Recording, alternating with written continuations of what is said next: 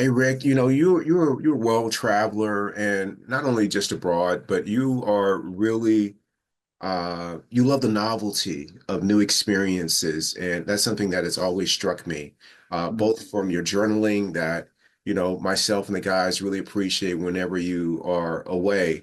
And so I thought we'd do a show about what you've noticed, and the title of this show would be "Catching People in the Act of Kindness and Love."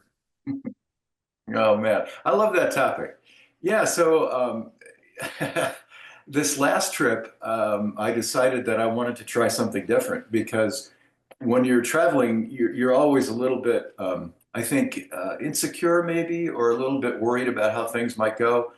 And so I'm usually not that way, but I wanted to see if I could double my happiness and good experience on the road by trying something a little different. And this time, what I did was I wanted to go out of my way to focus on little vignettes, little things that I saw on the road that people did that either illustrated being kind to one another or acts of love, being loving to one another. So instead of focusing, for example, maybe bad traffic, somebody cutting you off and taking a parking space that you're just about to take at the airport, and then being all riled up about it. No, I was disregarding anything that was negative and trying to focus only on those acts of love and kindness that I see of other people. And it was unbelievable, unbelievable, Keith.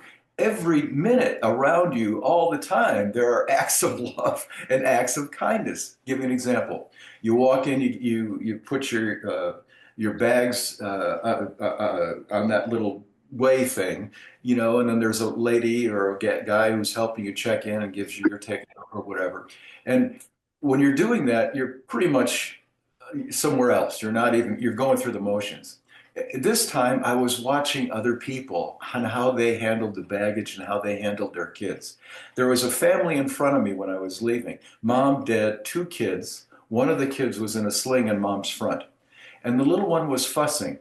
And mom turned to the other child and said, I've forgotten her name, Susie, is having some trouble. Say what you always say. And so the little guy put his hand up on the girl's leg, the one who was fussing, and says, Susie, it's time to stop. We're going on vacation. And damned if the kid didn't stop. Well, holy cow. I mean, that was really cool. I thought that was really amazing. Other things that happened all the time on the trip. When I was in Turkey, I got very sick, very sick. And I think I talked before about this guy that lived across the street who was a refugee from one of the European wars, Eastern European wars. And he basically rolled cigarettes all day. But I had befriended him. I gave him beer. We talked about stuff through Google Translate. Well, when he found out I got sick, he called a doctor he knew, and the damn doctor showed up in my room. Wow. I didn't even know. Knock, knock, knock. Open the door. There's a doctor with a bag. A doctor coming to my room. I've never had that happen in the States. Maybe my mom did when she was, in the 1950s or 40s, but a doctor coming to make a house call on a foreigner in a foreign country, you don't know if you're going to get paid, no insurance. Oh my God, how does that happen? And the doc was great, took my vitals. And here's the cool thing, no rap on the medical system, but what I loved was took my vitals, listened to my chest, and basically said in so many words through the Google Translate, you need some antibiotics and vitamins. Gave me a shot, and I'm in this room, my Airbnb, and he sticks in an IV, and he takes the bag with the vitamins and plasters it on the wall and duct tapes it. And he says, this is going to run for about 45 minutes. When it's done, just pull out the needle and throw it away. He leaves. That was unbelievably great. I couldn't be thankful. I had 1,000 of those, Keith. I was gone for about 3 weeks. Every day, I would find acts of kindness, acts of joy and beauty between people. And I'll tell you what, that trip was so enlightening for me because I'd never done that before. And when I came back to the States, I started doing it here in our country. And it's the same experience. the same experience. You'll find the rude ones. You'll Wow. find the people who are going to steal your parking places, but you're also going to see beautiful acts of humanity Yeah. that just choke you up sometimes if you're open to it. And that's the key. Open to finding people doing acts of love and bits of kindness. Oh, it's so enriching. It's like watching a Hallmark movie every day. Wow.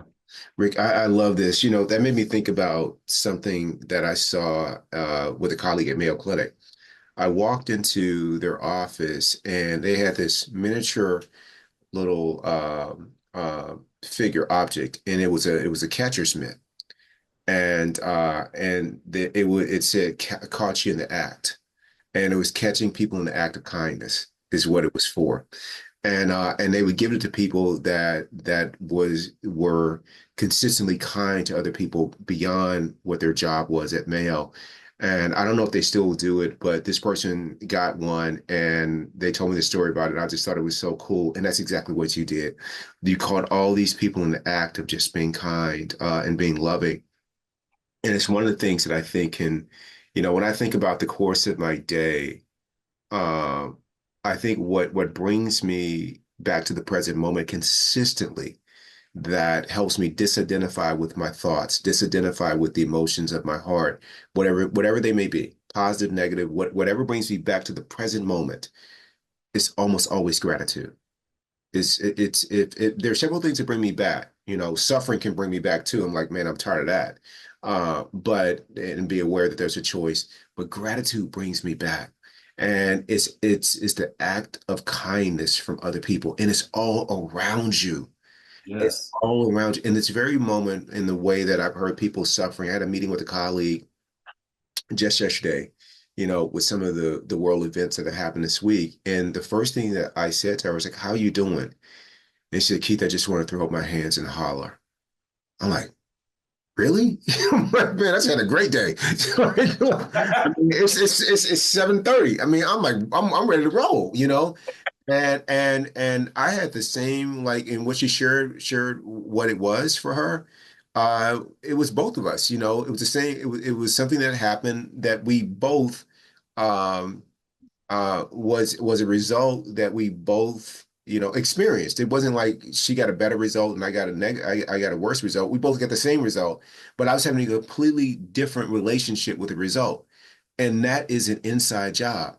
So even Yeah. even in that moment, she was at the effect of what her mind and heart was saying about the situation. And when I think back, she didn't ask me for, people rare. What I found is when people in that space, they rarely ask you, so why are you not feeling the same way? Oh, let me tell you, like I got this gratitude practice that I do that helps me, be aware of acts of kindness that are happening all around me, of catching people in the act. She didn't ask me that, but had she asked me, that's what I would have said. It's like in that same moment that this is occurring, there's other things that are occurring that are just beautiful, that are wonderful. I mean, for me, let's take the election. Who am I grateful for? Man, the poll workers, man. Mm. The people that are working day and night so that we are able to maintain this democracy, this way of making sure that everyone has these rights, to vote, and the people that are keeping lights on at places, keeping the streets, clear, employers who are allowing people to go and exercise this right of citizens. I mean, in every space, there is an opportunity to be grateful, and it's low-hanging fruit. It's Yes. it's low-hanging, Rick. You don't have to put yourself out for it. It's right there in front of you every single day, man. Every single day. I mean, I go to work and there's so many acts of kindness. I was in the hospital in the OR on Thursday. Man, Rick, I walk in that place, man. I felt like I was, man, Rick, I mean, like, name the biggest rock star. I mean, that's how I felt when I walked in there, man. They are like, Keith, you're here. You're like, dude, Oh, the love in here is just tremendous, man. And it's like oh, that. It's like that everywhere. It's like yeah. that everywhere. I'll and Rick, I will say. And I told this story before, and I'll tell it one more time for people that may have not heard it. And this is what you just said. The reason that you caught people in the act is because that's who you are inside.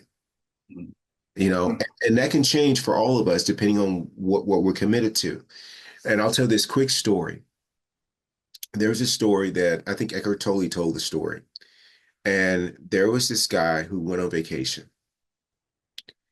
He goes to the park in the center of town. He sits down at a park bench where they have this like little lake or pond. He sits next to this other guy and he says, "Man, you from around here?" He's like, "Yeah, I lived here my whole life, over 50 years." He's like, "Man, we love this little town here. I love it so much. I'm thinking about moving my family here." It's like, "Okay." It's like, "Great." He's like, "But before we do something like that, tell me what the people here are like." He said, "Well, I'll be happy to, friend. But first, tell me what the people are like where you're from." Guy goes, he's like, "The people where I'm from, man, they are adversarial. They're backbiting. I mean, they have no values. They will stab you in the back every chance they get. They got a harsh word for you. I mean, they're crooked." He said, "So now, what are people here like?" "They're kind of like that." Next day, another guy shows up at the park. Same guy who's been living here for 50 years is sitting there. The guy says, "Man, I really like this town." He's like, "You know what? A guy yesterday said the same thing about our little town." He said, "You know what? But I want to move here with my family." That guy said the same thing. He said, "But before I uproot my family and move here, can you tell me what the people are like?" He said, "Well, tell me what the people are like where you're from." He's like, "They're kind. A stranger is a friend. They give you the shirt off their back. I mean, acts of service is what they're all about." He said, "So what are people here like?" "They're kind of like that." So the whole gist of the story is the world is a reflection of what you got going on inside, Rick. And so Right. you saw all these acts of love and kindness because that's who you are. I've seen you open your home to strangers. And it doesn't have to be Thanksgiving or somebody's anniversary or birthday, man. That's who you are, Rick. And I'm not surprised that you got that treatment when you were abroad, and you know how all of us feel about you, man. We're always catching you in the act.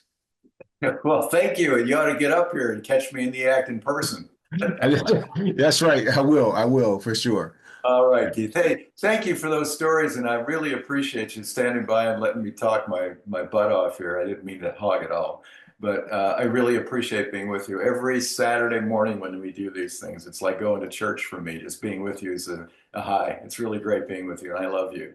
I love you too, Rick. Have a great day. Thank you. Adios. Adios.